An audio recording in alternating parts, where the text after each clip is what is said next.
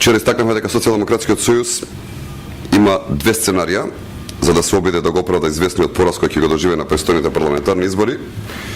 Првото да проба преку незините луѓе во ДИК да создаде перцепција за нерегуларности, а второто да создаде изборни инциденти, односно да не го признае сопствениот пораз на престојните избори со тоа што ќе клеветат и ќе го доведуваат во прашање самиот изборен процес.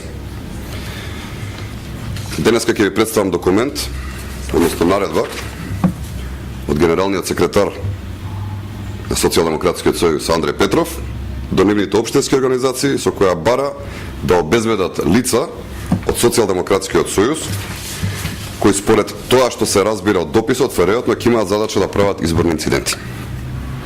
Андреј Петров им дава инструкции на нивните организации на секој избирачко место кој е покриено од локалната организација да достава по 5 предлози од, внимавајте, најсилните партиски активисти во врска со проектот Чувари на изборната победа.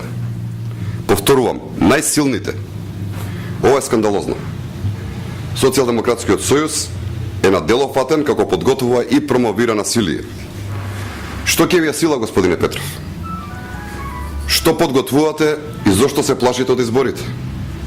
Која е вашата намера? Ова е најголем доказ дека Социјалдемократскиот сојуз е свесен дека ќе изгуби и затоа подготвува изборни инциденти. И тоа на секое избирачко место. Еве на што се спрема СДСМ, наместо на чист изборен надпревар на програми, тие се подготвуваат на инциденти со кои што ќе создаваат алиби за својот пораз и ќе наштетуваат на Република Македонија. Уште веднаш да им порачам, нека не се обидуваат ни да помислат да реализираат вакво сценарио. Нема да има милост кон попречувачите на демократијата и наштетувачите на угледот на Република Македонија.